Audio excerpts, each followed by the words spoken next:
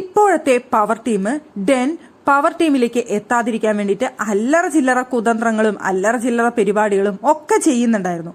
പക്ഷേ ഇന്ന് ആരുമായിട്ടാണ് പവർ ടീമിന് വേണ്ടി മത്സരിക്കേണ്ടത് എന്ന് കാര്യം ചോദിച്ച സമയത്ത് അവരെടുത്ത ഡിസിഷൻ നല്ലൊരു ഡിസിഷൻ ആയിരുന്നു എന്നാണ് എനിക്ക് തോന്നിയത്.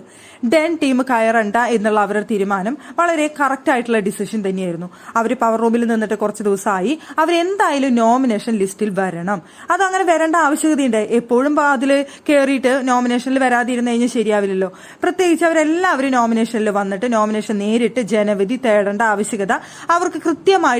അതാണ് സിബിൻ അവിടെ പറഞ്ഞ പോയിന്റ് എന്ന് പറയുന്നത്. സിബിൻ പറഞ്ഞ പോയിന്റ് വളരെ പക്ക ക്ലിയർ ആയിരുന്നു. അതെനിക്ക് തോന്നുന്നു നല്ലൊരു പോയിന്റ് ആണ് പറഞ്ഞത്. ഗബ്രി തീർച്ചയായും നോമിനേഷനിൽ വന്ന് ജനവിധി തേടണം. ഗബ്രി ഇത്രയും നാളും ചെയ്ത് ശരിയാണോ തെറ്റാണോ എന്ന് അറിയണ്ടേ, എന്നിട്ട് വേണ്ട അവിടെ നിൽക്കാനായിട്ട് ഗബ്രിക്ക്. അല്ലാതെ എപ്പോഴും സേഫ് ആയിട്ട് നിന്ന് കഴിഞ്ഞാൽ ശരിയാവില്ലല്ലോ. അത് ഗബ്രി മാത്രമല്ല, അവരെല്ലാവരും വേണ്ടവരെല്ലാവരും നോമിനേഷനിൽ വന്നിട്ട് അവിടെ ജനവിധി തേടിയിട്ട് വേണമെന്നുണ്ടെങ്കിൽ മാത്രം അവിടെ നിന്നാൽ മതി. അതുകൊണ്ട് തന്നെ അവരായിട്ട് മത്സരം വെക്കുന്നില്ല, ഞങ്ങൾ തെരഞ്ഞെടുക്കുന്നില്ല എന്ന് പറഞ്ഞത് വളരെ കറക്റ്റ് ആയിട്ടുള്ള ഒരു തീരുമാനമായിരുന്നു. പിന്നെ അവർ പറഞ്ഞൊരു കാര്യം, നമ്മുടെ നെക്സ്റ്റ് ടീമിനെയാണ് തെരഞ്ഞെടുക്കുന്നത് എന്നാണ്.